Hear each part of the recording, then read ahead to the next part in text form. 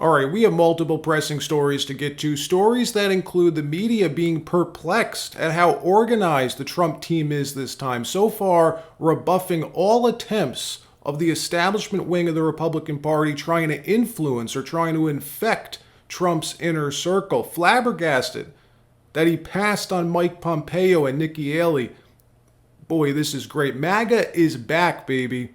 We are so back after Donald Trump announces his latest pick to join his administration, announcing on Truth Social last night who will replace Kamala Harris as the nation's border czar, purposely leaving the border czar title in place. And this pick is perfect. We're going to look at why and how the media is already melting down about it.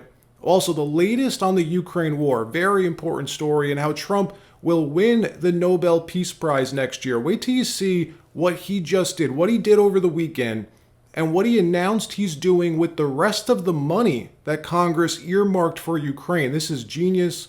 Also, we have the latest on what's going down in the US Senate after Mitch McConnell declared war on MAGA over the weekend, declaring by way of secret ballot a surprise election will take place on Wednesday to choose the new majority leader. Well, social media is lighting up about this. Everyone wants Rick Scott. Well, the whip count was just leaked. And you won't freaking believe this. This story tells you all you have to know about Republicans in the US Senate, about these wormy, backstabbing Republicans, who they really work for. And spoiler, it's not you. It's not me. But before we get started, thank you for liking and sharing these videos. It really helps out the channel. And consider subscribing so you don't miss these regular updates. So we all know what a clusterfest it was the first go-around. The entire system just caving in on Donald Trump after winning in 2016, flooding his zone with people and nominees put there purposely not to help him, not to help carry out his agenda, but to disrupt and fight him from the inside. Well, look, this time, that's not happening. The Trump team has already been ready for that. They've been preparing for this moment for years. And corporate media, who played a large role in manipulating the transition the first time around, is admitting how perplexed they are that all attempts to do this so far have failed, especially confused how Trump saw right through Mike Pompeo. Watch this. Because at the end of the day, Trump wants to make sure things are moving along smoothly on ideological and policy lines come January.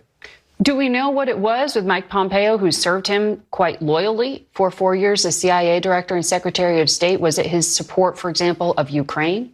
It's just a different orbit around Trump right now. The president-elect has people like Donald Trump Jr., Elon Musk. He has Steve Bannon on the outside advising him. These are people who are non-interventionists. These are people who aren't traditional Republican hawks. That's why he's moving quickly to make sure his base, his party, and his image is reflected in the personnel picks fully.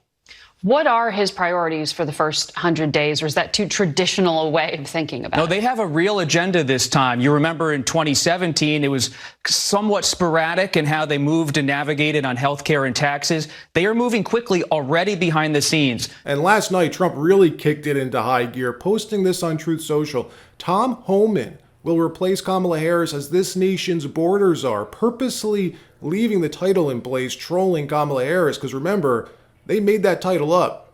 Here's Trump last night writing this. I am pleased to announce that former ICE director and stalwart on border control Tom Homan will be joining the Trump administration in charge of our nation's borders.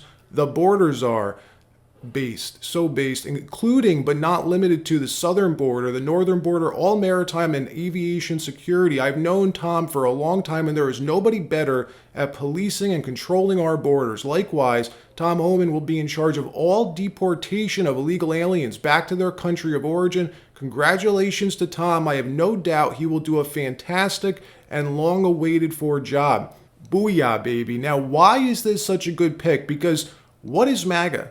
What's MAGA at its core? The Make America Great Again movement. It's about getting back to the principles of our republic, putting America first. When government gets so big, so out of control, when the system works and cares more about protecting itself than the American people, Just like our founders fought against the monarchy 250 years ago or whatever, today it's the same thing. The similarities are more glaring than you realize. Instead of a monarchy, it's the system. It's the permanent bureaucratic class who really makes policy. Think about it. If the system is making policy and telling the president what to do, this is no longer a democracy.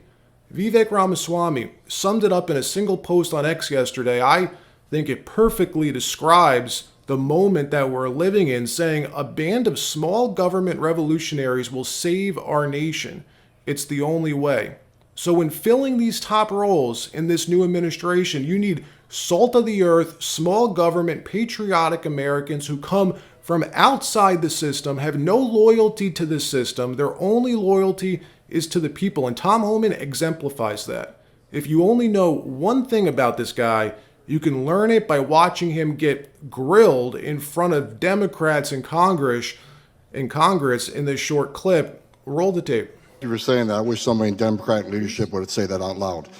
Look, you want to know why there's 50,000 people in detention? You want to know why we have 1 million illegal entries in the United States? You want to know why we have these issues? Because you have failed to secure the border. You have failed to work with this president to close the 3 loopholes we've asked for 2 years to close. So if you want to know why this issue exists, you need to look in the mirror. You have failed American people for not securing the border and closing loopholes. Mr. Homan, please respect the chair and the authority of the chair. The time of the gentleman has expired. I've asked you politely to let me go beyond my time, and you let other people go beyond their time, but not to Tom Homan. He don't get me go beyond his time. Mr. Homan, we have approved an agreement between the Republicans and the Democrats with the ranking member. We increased the time of one member of Congress who was interrupted by a protest. That is done with the approval of the ranking member. Please respect the chair's authority. I respect the chair's authority, but the chair... Mr. Homan! You work for me. I'm a taxpayer.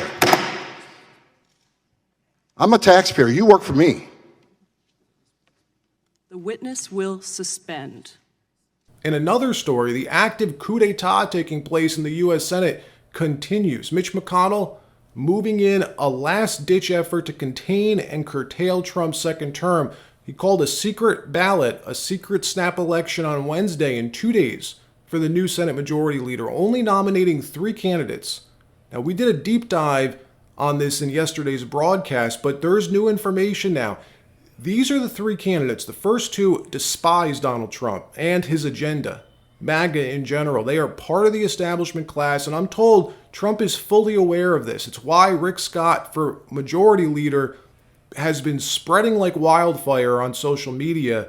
Elon Musk has now weighed in, writing the new Senate Majority Leader must respond to the will of the people.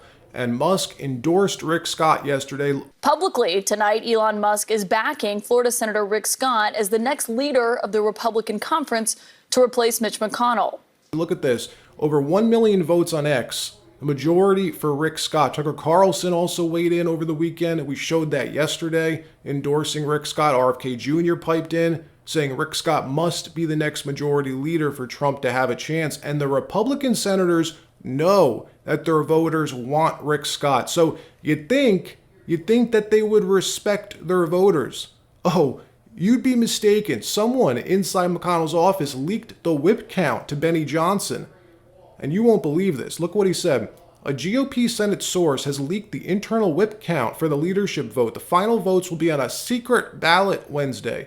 Here's where the race stands now. Cornyn, 18. Scott, only 11. Thune, 24.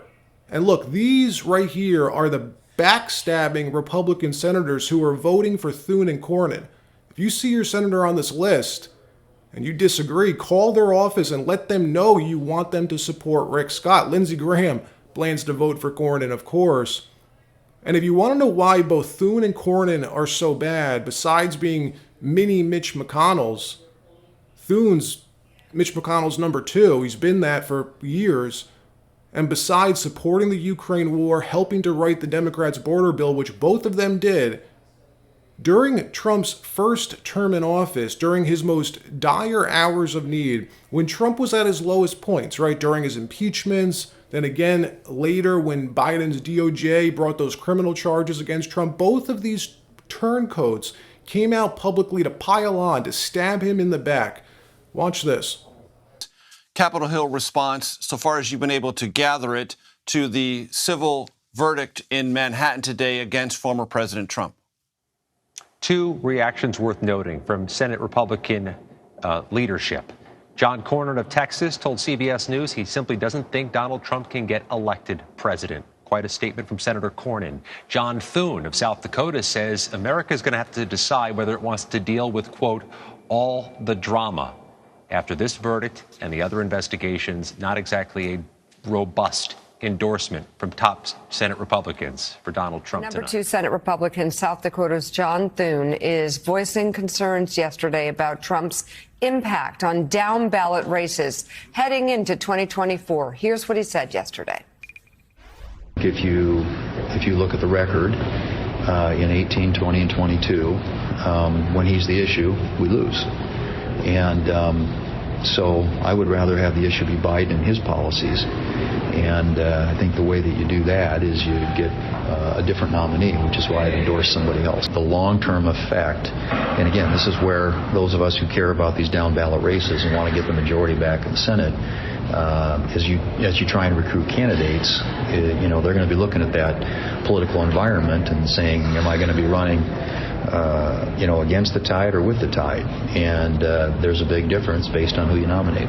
In another story, Donald Trump is making waves in Washington, D.C. He's like the tornado, people, coming through to wipe out the rot that's plagued our capital. And boy, is he doing that, announcing yesterday that he will be using the remaining monies Congress has earmarked to Ukraine. He's going to be redirecting that money toward a nationwide initiative to get the homeless off the streets by building tent cities. But here's the crazy part about this.